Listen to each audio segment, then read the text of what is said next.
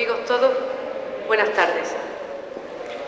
Como presidenta de la Asociación de Padres de Alumnos del Colegio Salesiano San Juan Bosco de la Línea, me corresponde el honor de daros la bienvenida a la 10ª edición del ya clásico pregón de Navidad del Colegio Salesiano. A nadie se le ocultan los ataques que tanto la religión cristiana como nuestra cultura, nuestra tradición y, en definitiva, nuestra civilización están sufriendo. Por eso, creo y considero más importante que nunca el agradecimiento por su apoyo a todos los colectivos y personas que han colaborado, las asistentes, para hacer posible la puesta en escena a través de un pregón de nuestra génesis cristiana, tan importante de reivindicar y defender en estos momentos. Dicho lo cual, sin más dilación, quiero dar paso a la persona para mí entrañable y que será la encargada de presentar a nuestro pregonero de esta noche, don Toribio Hernández. Don Toribio, cuando usted quiera. Buenas noches.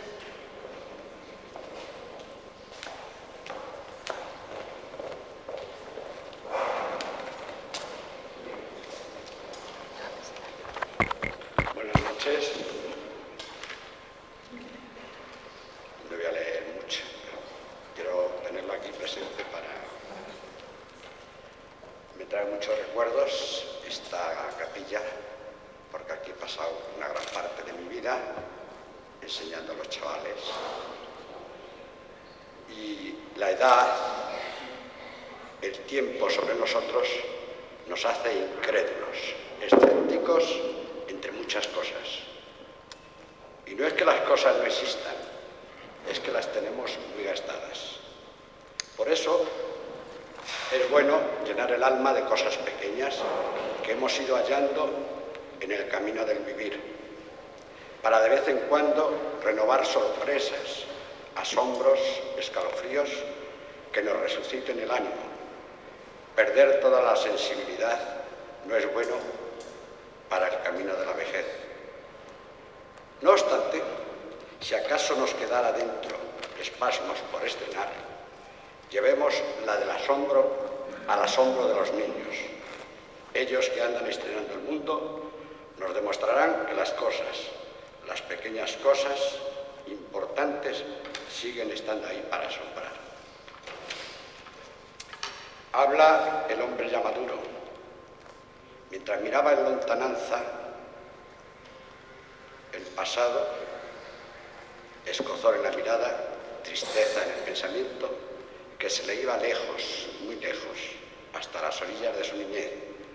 De pronto, andando por las calles de los días, se encontró con las vísperas de la Navidad.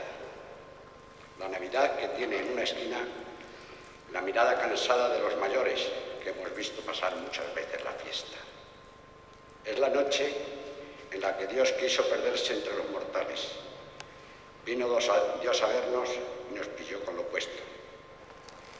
Y así nos encontramos hasta llegar a este instante, y este preciso instante muy emotivo para mí, ya que tengo como cometido presentaros a alguien de sobra conocido por todos y muy querido especialmente para mí. Se trata de Jorge Bermúdez de Castro, un amigo nuestro, pregonero hoy, de quien quiero daros unas pequeñas pinceladas que básicamente consistirán en tal vez expresar en voz alta algunas certezas íntimas que conozco desde hace muchísimo tiempo. Os puedo decir que los conozco desde siempre, de toda la vida, desde que nació en una familia numerosísima, de esas de las que ya no se llevan, pero que son un auténtico privilegio. Lo digo porque el tema me es muy familiar. Conocí a sus abuelos, con los que mantuve conversaciones en muchas y distintas ocasiones. Tuve el placer de conocer a su padre, con el que mantuve una muy buena amistad hasta el final, y para quien hoy, muy especialmente, deseo evocar su recuerdo con todo mi cariño, porque fue una persona conocida por todos los que tuvimos la suerte de tratarlo. Conozco a su madre, a todos y cada uno de sus hermanos, incluso fui profesor de alumno. Con su esposa Mariló me unió siempre una relación de una muy buena amistad y también conocí a sus hijos. Y deseo darte las gracias, Jorge, porque me has hecho asistir, o sentir, mejor dicho, muy dichoso al confiarme el acto de tu presentación ante todos en el día de tu pregón de la Navidad. Así que os dejo con una muy buena persona y un buen amigo al que todos estamos deseosos de escuchar. Muchas gracias.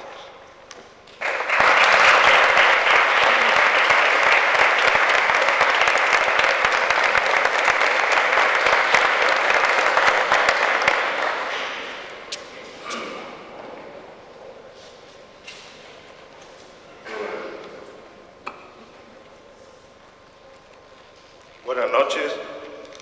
En primer lugar, quisiera agradecer a don Toribio Hernández Carvajal la presentación que me ha dedicado.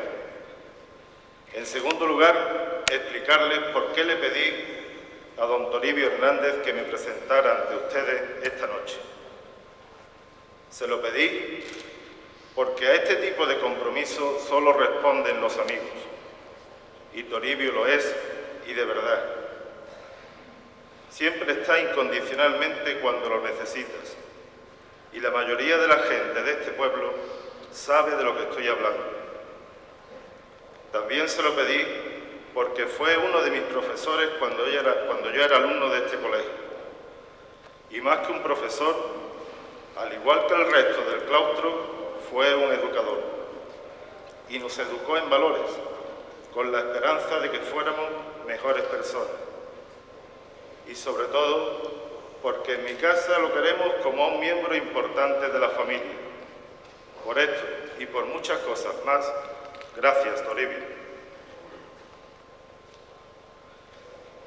Señor director del Colegio Salesiano San Juan Bosco, señora presidenta de la Asociación de Madres y Padres de Alumnos, señor alcalde, autoridades municipales, señoras y señores.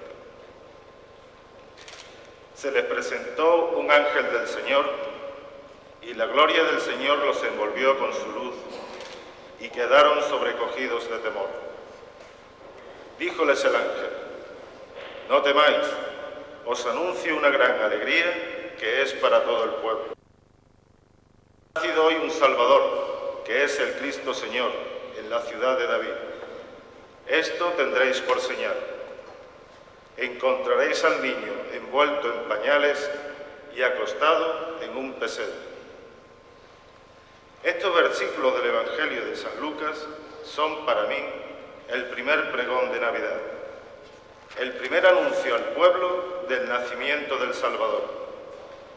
Esta noche volveremos a anunciar un año más la fiesta religiosa del nacimiento del Niño Jesús. El Niño Jesús que de nuevo nos da otra oportunidad para que le dejemos nacer en nuestros hogares. Ya solo depende de nosotros que eso ocurra. Pero la historia del Niño Jesús no empezó con su nacimiento, como algunos piensan. Varios siglos antes de que naciera, hablaron de él los profetas. Isaías dice que nacerá de una virgen y describe además su pasión. Profetizó que sería tratado como un malhechor, azotado y condenado a muerte. Miqueas dice dónde nacerá, y Zacarías dice que será vendido por 30 monedas, con las cuales se comprará el campo de un alfarero. También en el libro de los Salmos se predice que sortearán su túnica. Quisiera ahora contarles una historia. Haciendo un pequeño viaje en el tiempo, podemos situar nuestra imaginación en el ambiente que se vivía unos años antes del nacimiento de Jesús. Roma dominaba todas las regiones del ámbito mediterráneo, desde las fronteras con la antigua Persia hasta los países de la costa atlántica. Un gran imperio que vivía situaciones políticas difíciles. Julio César había sido asesinado y Marco Antonio se mantenía alejado de Roma, descuidando su gobierno. Así que el heredero de Julio César, Octavio, comenzó a tomar las riendas del gobierno de Roma.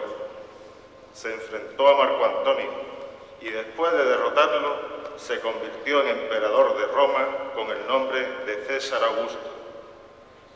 Reforzó las fronteras del imperio, comenzó una reforma del ejército y de las estructuras de la administración y gobernó con mano firme para mejorar la economía del imperio después de los enormes gastos que habían supuesto las campañas militares y la reorganización del imperio.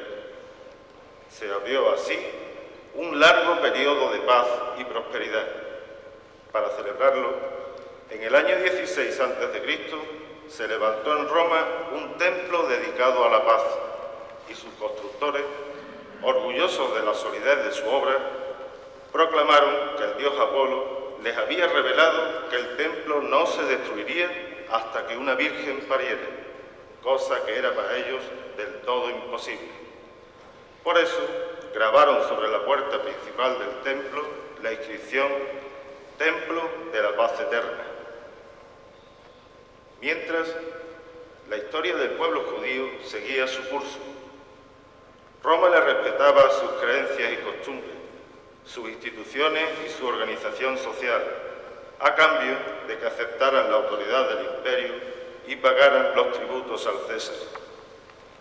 Pero ahora, en este ambiente histórico, nos situaremos en la región de Galilea, y allí vivía una joven de nombre María, hija de Joaquín y Ana, como nos narran los evangelios, desposada con un varón de nombre José, de la casa y familia de David, hombre prudente y justo que hacía el oficio de carpintero. Poco antes de que convivieran, le sucedió a María el hecho más extraordinario que le pudiera ocurrir a ninguna mujer. Ella era la elegida para ser la Madre de Dios. Era ella de la cual hablaban los profetas, y su futuro hijo sería el Mesías, el Salvador.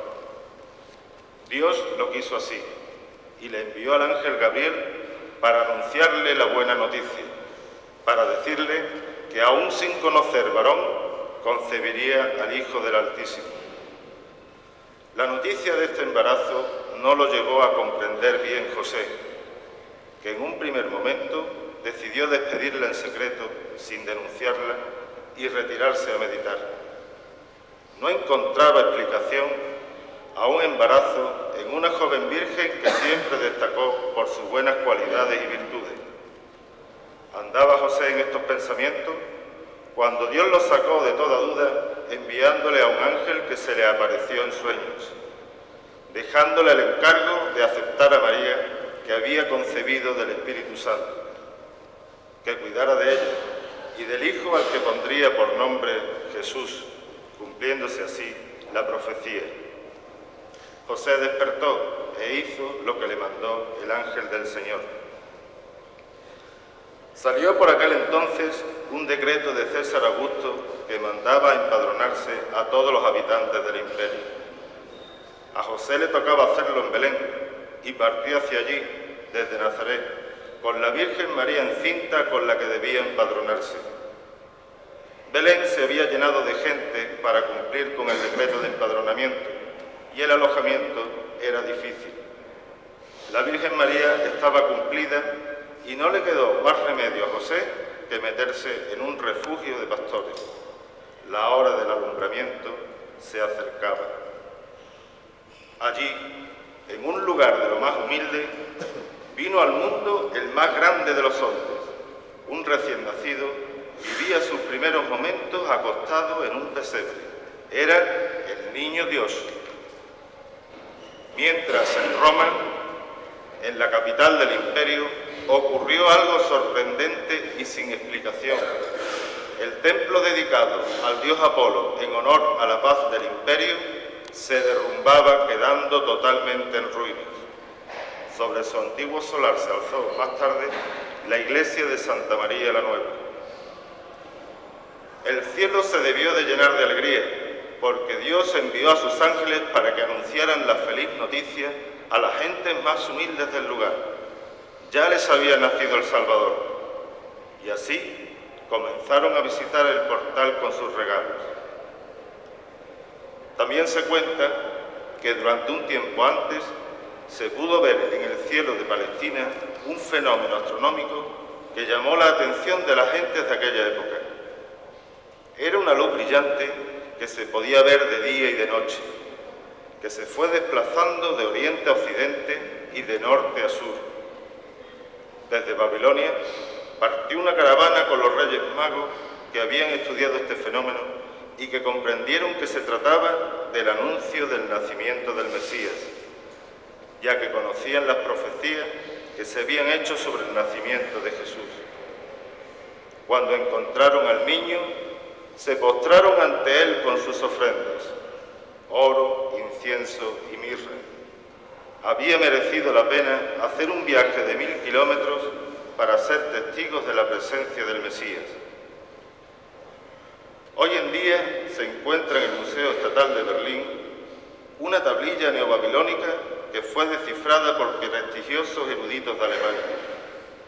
Esta tabla fue encontrada entre las ruinas de un antiguo templo del sol, en la Escuela de Astrología de Sipar, antigua ciudad que se encontraba en la confluencia de los ríos Tigris y Éufrates, a unos 100 kilómetros al norte de Babilonia. Esta tabla contiene datos de aquella época y, entre otras cosas, habla de un suceso cósmico que no se ha vuelto a repetir: una conjunción de los planetas Júpiter y Saturno en la constelación de Piscis durante 3 ocasiones en el mismo año. Esta triple conjunción se vio con gran claridad en todas las regiones del Mediterráneo. Se calcula que la última de las 3 conjunciones ocurrió a mediados de diciembre. En el atardecer, la intensa luz podía verse al mirar hacia el sur, de modo que los Reyes Magos, al caminar de Jerusalén a Belén, la tenían enfrente. No sé lo que les habrá parecido esta historia que les acabo de contar, pero les aseguro que los personajes son reales y que los pueden encontrar en los Evangelios. Es más, les aconsejo que cuando puedan lean los Evangelios de San Mateo y San Lucas. En ellos encontrarán la historia real de la Navidad, pero les advierto, antes de que lo hagan, que lo lean con el corazón. Así vivirán una experiencia maravillosa. Verán cómo se les transmite un mensaje de amor, de esperanza, de renuncia a sí mismo y de entrega a los demás y a la vida misma. No esperen encontrar un diario o una biografía de Jesús, ni una descripción de su persona física. No. Encontrarán una maravillosa historia de amor que aún perdura y que no tiene fin. Descubrirán que Dios es amor y por amor a nosotros nos envió a su Hijo, para decirnos que para vivir solo hay que estar dispuestos a hacerlo, que la muerte es solo un momento más de la vida cuando vivimos en Él. Por eso, la Navidad es la fiesta de la alegría y de la paz, del amor y de la esperanza. Es la fiesta del nacimiento del Niño Dios, la fiesta de la vida. Una noche, Dios se hizo niño en un portal de Belén. El mismo Rey de los cielos, al que le llaman Manuel, vivió entre los pobres, orgullo de María y José. ¿Cómo te recibió la gente entrando en Jerusalén? Y tú lo hiciste en una borriquita, ni siquiera era tuya, sino alquilar, para demostrar al mundo entero que las puertas del cielo las abre la santa humildad. Pero aún hay gente que no les gusta la Navidad, quizá porque todavía no la conocen o porque viven una fiesta profana cuando llega el tiempo de la Navidad. Yo tengo un amigo que le ocurre eso.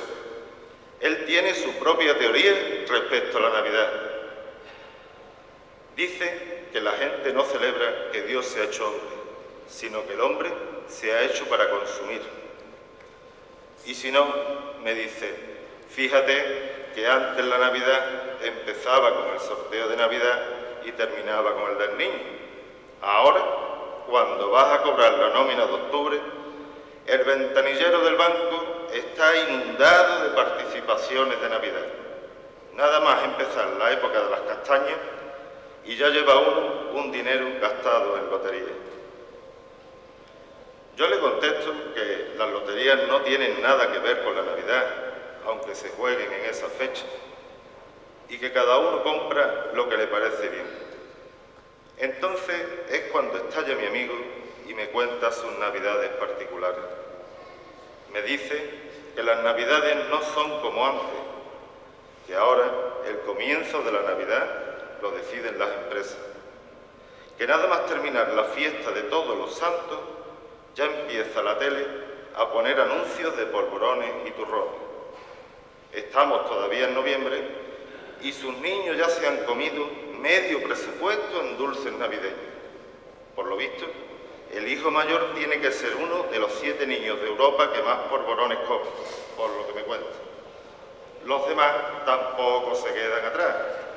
Así que cuando llega la hora de comerlos en Nochebuena, que ya es la segunda vez que compra, los niños ya están cansados y le toca a él empezar a comérselo. Se los lleva como desayuno y merienda al trabajo y con gran esfuerzo los terminará un poco antes del Domingo de Ramos. Siempre hay alguien que le dice: «Guillo, no vea la barriga que está echando», y se jura que el año que viene no comprará tanto. Me cuenta que su mujer tampoco lo lleva muy bien. Por muchos números que hace, al final se come la paga, la extraordinaria y algo más. Todos los precios suben en Navidad y el plantear la cena de Nochebuena es siempre un dilema. Además, hay que contar con su hermano y su familia, que como cada año vienen de vacaciones, según él, a incordiar. Por lo visto, la cuñada de la mujer es una especialista en reventar la fiesta. Nada más llegar, todo lo encuentra fatal. El ambiente se enrarece y si no se pone paz a tiempo, el saloncito donde se cena se convierte en la guerra de los Balcanes. Y para colmo, desde que viene su cuñado, se ha cogido la costumbre de regalar en Papá Noel. Él está cansado de decir que la tradición de San Nicolás es extranjera y que el Papá Noel que conocemos en la tele es un invento de la compañía Coca-Cola, que además últimamente han decidido sustituir el trineo mágico por unos fabulosos camiones tráiler que vuelan cargados con Coca-Cola. Aún no se explica por qué en una época de año con frío hay que refrescarse tanto. De todos modos, el presupuesto de regalos se ha duplicado con Papá Noel y los Reyes Magos. Menos mal, como dice él, que ya hace años que no salen en Nochevieja, porque se ha enterado de los precios de las fiestecitas y es para echarse a temblar. Por último, me dice que todo lo paga con tarjeta y lo pone a plazo. Total, su vida transcurre entre cobrar y pagar. Ya sabe que la felicidad no se esconde en ningún código de barra de todo lo que ha comprado sin hacerle falta, pero dice que no se encuentra con fuerzas para parar este carro. Mientras me contaba todo esto, le miraba a los ojos y me dio pena, porque vi a un hombre solo, muy solo. Entonces me atreví a contarle algo que leí una vez. «Mira», le dije, «voy a contarte algo curioso en relación a todo esto. Se trata de 2 americanos que en 1994 fueron invitados por el Departamento de Educación de Rusia para que dieran una serie de charlas sobre moral y ética basado en principios bíblicos en las escuelas públicas. Después de visitar algunas universidades y escuelas, llegaron a un orfanato donde vivían 100 niños y niñas sin familia, que habían sido abandonados, abusados y dejados a cargo de un programa del gobierno. Como se acercaban los días de las fiestas navideñas, decidieron contarles la historia tradicional de la Navidad, tal y como viene en los evangelios. Durante el relato de la historia, los niños y los trabajadores del orfanato estaban especialmente atentos, como si lo escucharan por primera vez. Algunos estaban sentados al borde de sus taburetes, sin pestañear, tratando de captar cada palabra. Terminada de contar la historia, los dos americanos repartieron unos trozos de cartulina y unos lápices y les propusieron a los niños que dibujaran un portal de Belén con los detalles que recordaran de la historia que les acababan de contar. Mientras los niños dibujaban, los dos americanos paseaban entre ellos por si a alguno le hacía falta ayuda. El más joven de los dos americanos se acercó a un pequeño que parecía que había terminado. El pequeño tenía 6 años y se llamaba Misha. Cuando vio el dibujo, llamó a uno de los monitores para que le sirviera de intérprete. En el dibujo de Misha no había un bebé en el pesebre, sino 2. Le preguntó por qué 2 bebés en un pesebre. Y Misha, cruzando los brazos y mirando su dibujo, comenzó a repetir la historia con gran exactitud para ser la primera vez que la oía. Pero llegando a la parte en que María coloca al niño en el pesebre, Misha inventó su propio final diciendo: y cuando María colocó al bebé en el pesebre, Jesús me miró y me preguntó si yo tenía un lugar donde ir. Yo le dije: no tengo mamá ni papá, así que no tengo donde quedarme. Entonces Jesús me dijo que me podía quedar con él, pero le dije que no podía porque no tenía regalo para darle como habían hecho los demás. Pero tenía tantos deseos de quedarme con Jesús que pensé que el único regalo que podía darle era mantenerlo calentito. Así que entonces le pregunté: si te mantengo calentito, ¿sería eso un buen regalo? Y Jesús me dijo: si me mantienes caliente, ese sería el mejor regalo que me hayan hecho. Así que me metí en el pesebre y entonces Jesús me miró y me dijo que me podía quedar con él. El joven americano no supo qué contestarle.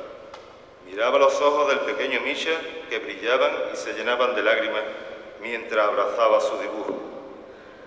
Pensó que el pequeño huérfano había encontrado a alguien que no lo abandonaría o que no abusaría de él. Alguien que se mantendría con él para siempre. En el viaje de regreso a sus casas, los dos americanos comentaban el caso del pequeño Misha. Llegaron a pensar que lo ocurrido a este niño no fue parte de su imaginación y que ya nunca estaría solo. Porque Jesús hace esa invitación a todos, pero para escucharla hay que tener corazón de niño.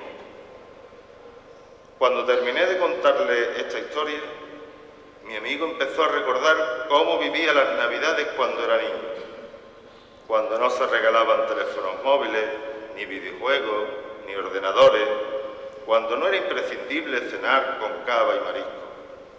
Recordó que lo que al final cuenta no es lo que uno tiene en la vida, sino a quién tiene uno en su vida. También recordé yo por qué me gustaban las Navidades cuando era niño. Quizás porque yo tuve suerte al tener un cuarto rey mago muy especial. Un cuarto rey mago que vivía con nosotros y que nos enseñó la Navidad. Él ponía el Belén en el aparador, con mucho esmero, todos los años, y al poner la figurita del niño Jesús, que siempre era la última que se ponía, sus ojos cogían un brillo especial. Era la figurita que más le gustaba, adoraba al niño. También recuerdo cuando nos llevaba a comprar en los puestos de la plaza las panderetas y las zambombas. A mí me gustaban, sobre todo, las sonajas que se hacían con recortes de lata. Él se reservaba la pandereta más grande y pasó toda su vida intentando aprenderse la letra entera de un villancico para cantarlo con nosotros. Pero llegando Nochebuena, ya todo daba igual. Su ilusión era estar con nosotros, tarareando el villancico que nunca aprendió. Lo que importaba era que fuéramos felices y rodear el Belén de esa felicidad. Nunca se sentó a cenar sin acordarse de aquellos que no podían hacerlo. Se acordaba de los que faltaban y siempre era el primero en levantar su copa y brindar por el niño Jesús. Aprendí de él que esa noche se celebraba un cumpleaños muy especial, el cumpleaños del Niño Dios. Tengo tantos recuerdos de mi infancia como razones para que me guste la Navidad, pero sobre todo, un recuerdo que es una lección para la vida. Él fue el amor de mi madre y juntos nos enseñaron que Dios es amor. Ahora, de adulto, me siguen gustando las Navidades. El Belén lo ponen ahora mis hijos bajo la mirada atenta y paciente de mi mujer. También lo ponen con mucho esmero y a la hora de poner la figurita del niño lo hacen con mucho cuidado, como si estuviesen acostando a un bebé de verdad. Nos gusta ese día porque la casa coge un color especial. Ya nos faltan los villancicos y parece que todo está preparado para que llegue la Navidad. He de confesar que a partir de esos momentos mi corazón se quiere convertir en un portal donde se cobijen María y José con el niño, mientras mis hijos, como dos angelitos traviesos y juguetones, celebran la Navidad. Y veo a mi mujer, a mi estrella de Belén particular, la que nos guía sin descanso con su fe en que siempre rezaremos juntos en Navidad. Pero mi pueblo también se transforma de una manera especial. Pasando la celebración de la Inmaculada, la línea se convierte poco a poco en el pueblo de Belén. Las calles, los escaparates y las casas se van llenando de luces de colores, alumbran de alegría a mi pueblo y al igual que la estrella de Belén, parece que anuncian una gran bienvenida. Las calles se llenan de gente que se felicitan, que salen a comprar, porque señores, a la buena gente de mi pueblo les sigue gustando más regalar que esperar a que le regalen. De las personas que uno quiere y que le quieren. Abrigar el corazón con el calor de la amistad y del amor. Y llegando la Nochebuena, las campanas de las iglesias de la línea repicarán, llamarán para la misa del gallo. Cada templo se convierte, un año más, en un humilde portal, donde poder todos juntos adorar al Niño Dios que ha nacido. Aquí estará, nacerá en la línea, en nuestros corazones se querrá quedar. ¿Y quién le cierra las puertas a un niño? Nadie de la buena gente que yo conozco. Si queremos, ya nada será igual, porque en este bendito rincón de Andalucía, al que Dios le quiso regalar nobleza, hospitalidad y generosidad, servirá de cuna al Salvador de la humanidad. Se rodeará de gente buena y sencilla, como a él le gusta, que no le abandonarán, porque son gente sincera, con mucha verdad. Nochebuena en la línea, Nochebuena estrellada. La luna salamera se hace bata de escola con la espuma del mar. En la atunara suenan panderetas que retumban en el zabal, acompañan los villancicos que cantan en los junquillos sin parar. La gente ya sabe que esta noche nacerá el Rey de los cielos muy cerca del Conchal. Por eso, ahora me toca pregonar. Recordad el niño que fuisteis, porque recordar es volver a vivir. Y como niños, llenad vuestros corazones de inocencia e ilusión. Manteneos así, porque llega la Navidad. Y recibid al niño que os trae amor, esperanza y paz. Como niños que fuisteis y que sois, Él también os recibirá. De esta manera, en Nochebuena, abriréis en vuestras casas una puerta a la felicidad. Abriréis un camino hacia el reino celestial. ¡Feliz Navidad! He dicho.